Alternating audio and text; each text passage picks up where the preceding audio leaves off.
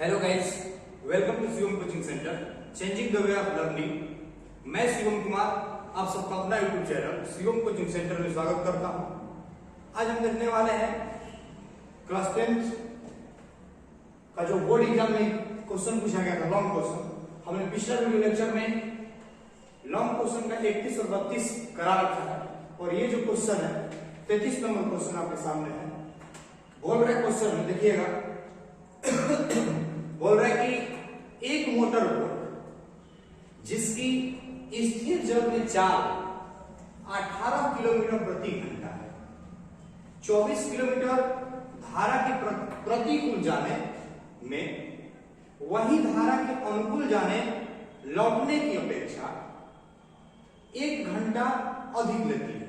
यानी आने और जाने में जो दूरी है वो दूरी कुल कितना है, तो ये आपका है 24 किलोमीटर। ठीक है, और यहां पर ये मोटर बोट की जो चाल दिया हुआ वो है आपका 18 किलोमीटर प्रति घंटा। आपको बताना है कि धारा की जो चाल होगा वो क्या होगा, धारा की चाल क्या होगा। तो सबसे पहले हम इस क्वेश्चन को करने के लिए यहां मान लेते हैं, देखिएगा, माना कि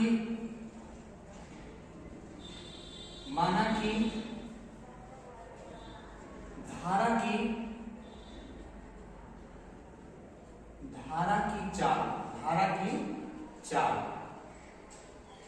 की चाल बराबर आपको यहां पे हम मान लेते हैं x किलोमीटर प्रति घंटा।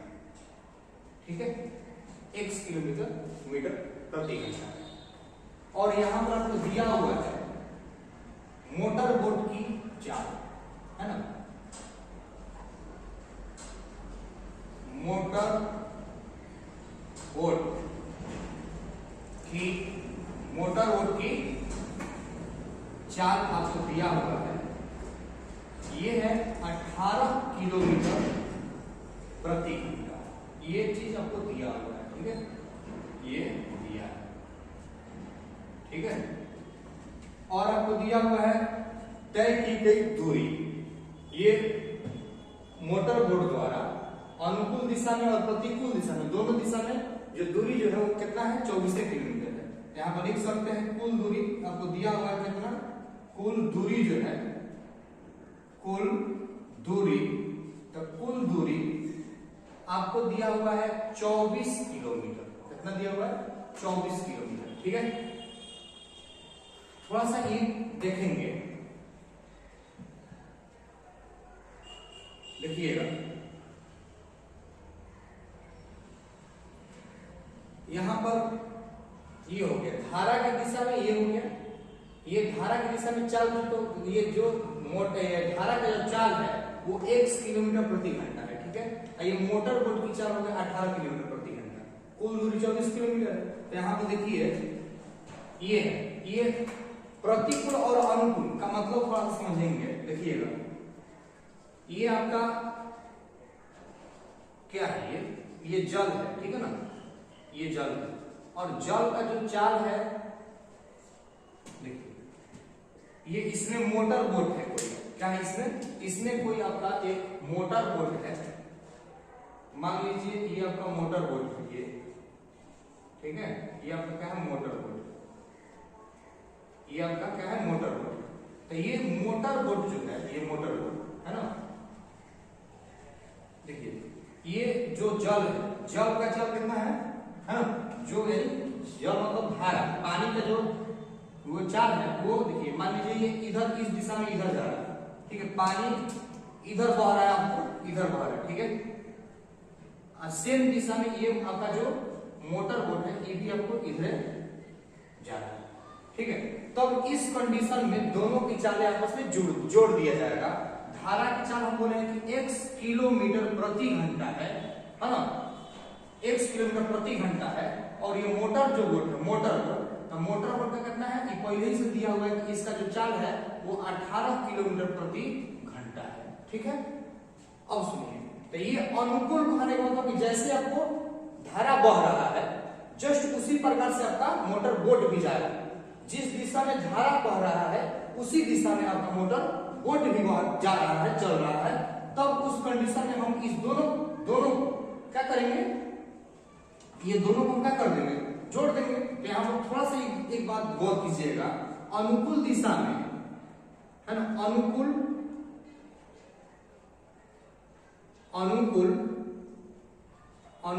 दिशा में, अनुकूल दिशा में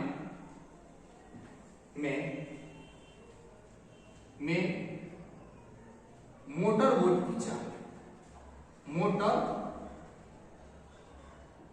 मोटर बोट की चाल जो होगा वो क्या होगा। तो अभी हमने बताया अनुकूल दिशा में होगा जिधर आपका धारा, जब जिस दिशा में धारा, जिस दिशा की ओर धारा बह रहा है उसी दिशा की ओर मोटर बोट भी जा रहा है, तब उस कंडीशन में हम क्या करेंगे, ये मोटर बोट की चाल है ना, मोटर बोट की चाल, ये जो है आपका 18 और ये क्या है आपका, ये धारा का जो चाल है दोनों को जोड़ दिया जाएगा। ठीक है, तो ये क्या हो जाएगा, x किलोमीटर है ना, ये दोनों को जोड़ने पर दिया जाएगा इतना किलोमीटर प्रति घंटा। ठीक है, 18 + 6 किलोमीटर प्रति घंटा। और ये हम देखिएगा, ठीक है, और अगर हम प्रतिकूल बात करें, प्रतिकूल दिशा में मोटर बोट की चाल, तो वो क्या होगा।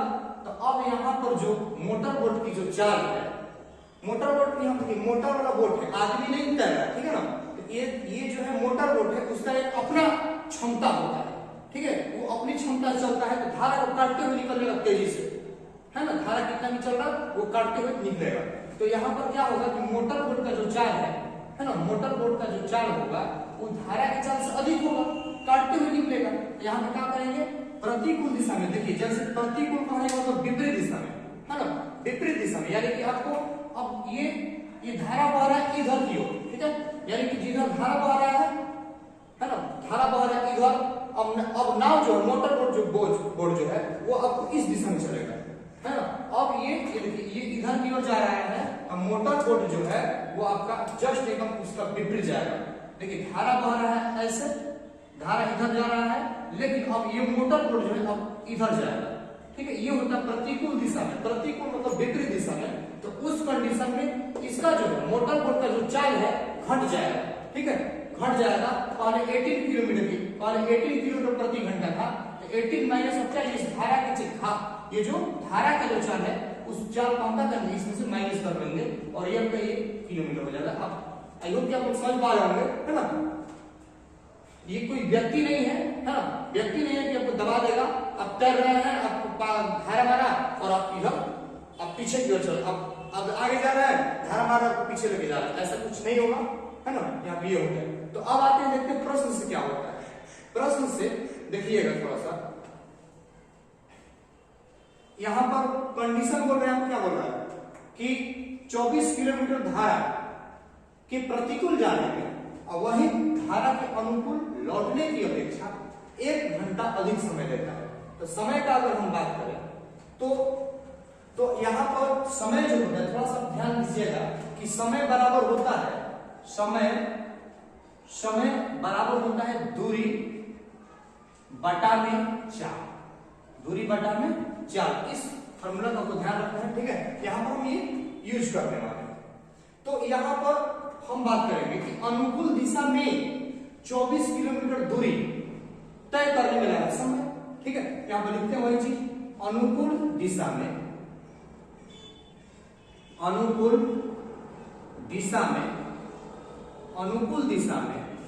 24 किलोमीटर दूरी तय करने में लगा समय बराबर। तो समय बराबर क्या होता है, तब दूरी कितना तय किया है, दूरी तय की है सर 24 किलोमीटर, ठीक है, बिल्कुल कोई दिक्कत की बात नहीं है, ठीक है। अब यहां पर जो 24 किलोमीटर है और ये जो चाल है इसमें आप लिख सकते हैं 24 किलोमीटर, ठीक है। और ये चाल इसका जो है कितना, तो चाल देखिए, ये चाल जो है अनुकूल दिशा में आपका चाल हम निकाल कर रखे हुए हैं, कितना है ये 18 + x, ठीक है, ये आपका क्या है, किलोमीटर प्रति घंटा है, ठीक है। अब इसी को देखते हैं, और अगर हम मान लीजिए बात करें उसी दूरी को तय करने में, उतना ही दूरी तय करने किधर, तो प्रतिकूल तो यहाँ पर लिखते हैं प्रतिकूल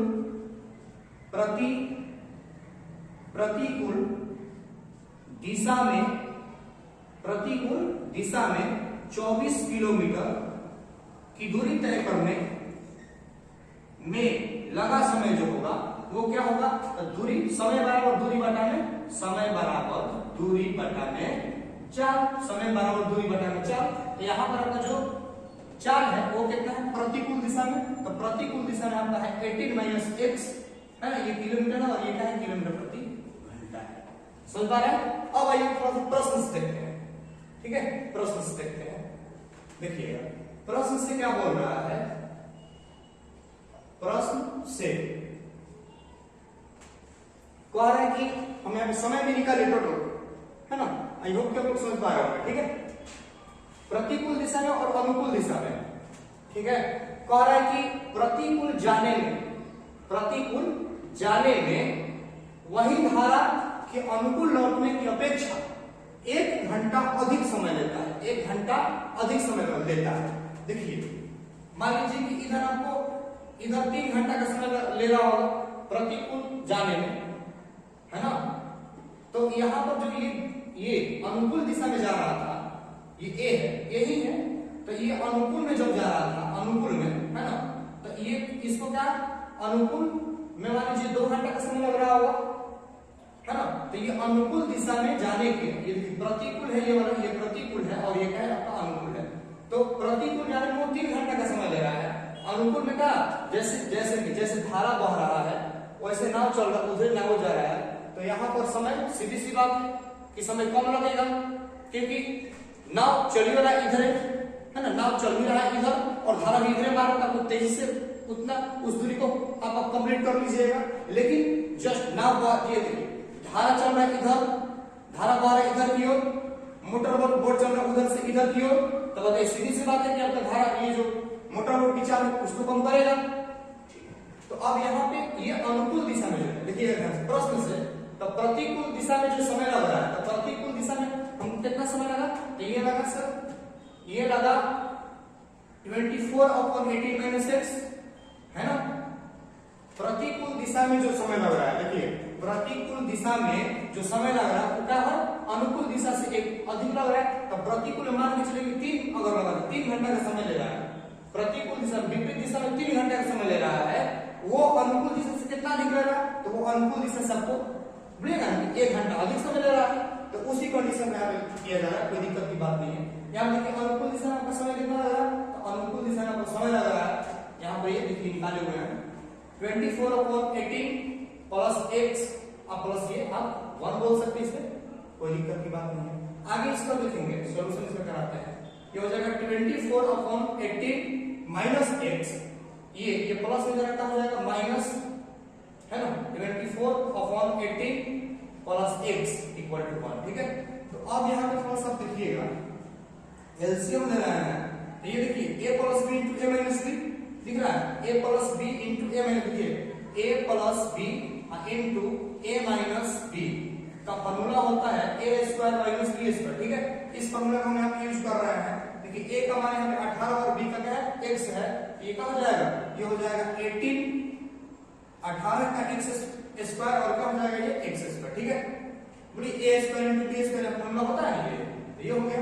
तो अब देखिए ये जब इधर जाएगा तो क्या हो जाएगा, इधर मल्टीप्लाई करा देंगे, इससे इसको डिवाइड करके एक टाइप हो जाएगा। ठीक है, ये हो जाएगा 14 क्रॉस करिए, इसका इसे गुणा करा दिया हो गया, इसका करेंगे ये हो जाएगा 24 × 18 प्लस x माइनस ये आपका 24 इनटू ये क्या हो जाएगा 18 माइनस का x। ठीक है, अब ये इधर बराबर का 1 हो जाएगा। क्लियर है, आगे देखते हैं।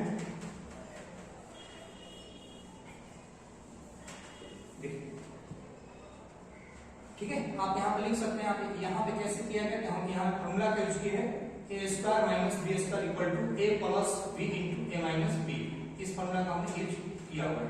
ठीक है, तो अब यहाँ पे देखिए हम इसका गुणा करा रहे हैं इसका।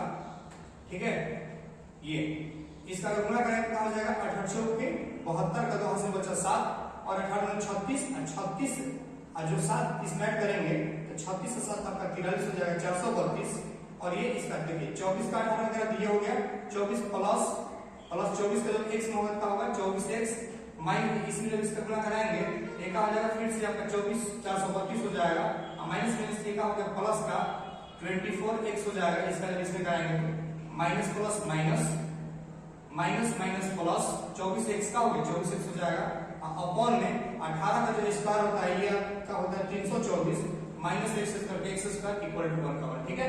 तो अब यहां से थोड़ा देखेंगे, देखिएगा यहां से क्या हो जाएगा, ये प्लस माइनस का हो गया कैंसिल आउट।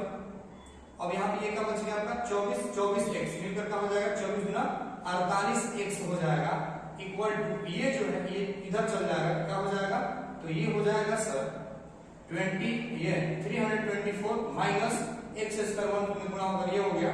तो आप यहाँ से देख लीजिए हमको क्वाड्रेटिक इक्वेशन मिल गया, क्या ये माइनस का इधर क्या हो जाएगा प्लस x स्क्वायर, और ये प्लस में तो है ना 48x, और ये प्लस में इधर का माइनस कर दिए, ये हो गया 324 इक्वल टू 0। ये इस प्रकार से ये आ गया। अब हम इसका क्या करेंगे गुणनखंड कराएंगे, तो गुणनखंड करने हमने आपको बहुत अच्छी तरह से बता रखा है।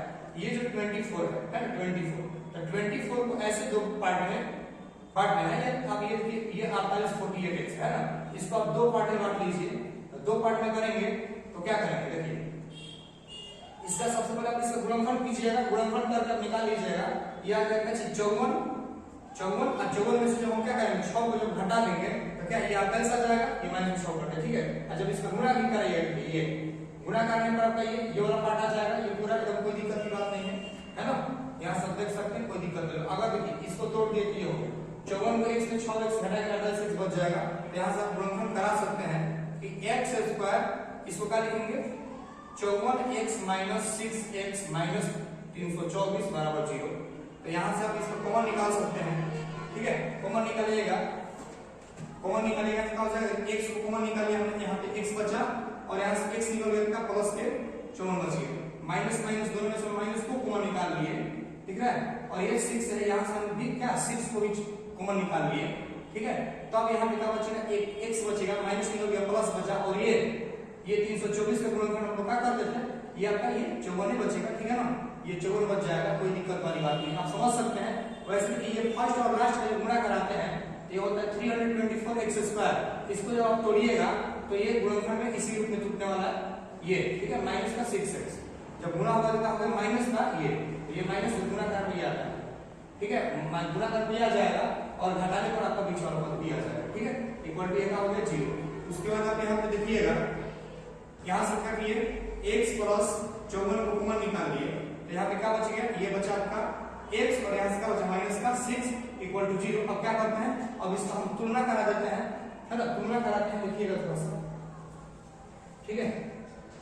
चलिए हम यहाँ पे ही इसको देख लेते हैं, यहाँ पर इसको देखते हैं, देखना है थोड़ा सा लास्ट में ऊपर देखेंगे यहाँ से, जब तुलना कराएंगे तो ये क्या बच जाएगा, ये हो जाएगा आपका देखिए तुलना कराने पर x प्लस इक्वल टू 0 है ना, 4 इक्वल टू 0 और ये x माइनस 6 इक्वल टू 0, ठीक है। तो यहाँ से क्या आता है, यहाँ से आता है x इक्वल टू प्लस में क्या होगा माइनस का 54 है ना, और ये x इक्वल टू माइनस का इधर का प्लस का 54, ठीक है। अतः जो x था वो हमारे क्या x जो है धारा की चाल है, तो यहाँ पे धारा की चाल जो होगा क्या होगा देखिए, अतः धारा की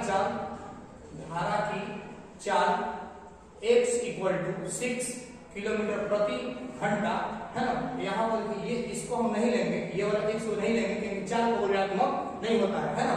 आप यहाँ लिख लीजिएगा, ठीक है, यहाँ पे ये लिख लेना, ठीक है, लिख लीजिएगा आप लोग कि x does not equal to minus का है ना, ये does not equal to minus का 54, ठीक है। क्यों, क्योंकि यहाँ पे ये जो चाल जो होती है ऋणात्मक, चाल जो होती है ऋणात्मक नहीं होती है, आप लिख सकते हैं, आपको कोई दिक्कत वाली बात नहीं, ठीक है, क्योंकि चाल ऋणात्मक नहीं होती। इस प्रकार से क्वेश्चन कैसे नहीं होने वाला है, धारा की जो चाल होगा वो क्या होगा 6 किलोमीटर प्रति घंटा होगा। देखते हैं नेक्स्ट क्वेश्चन को 24।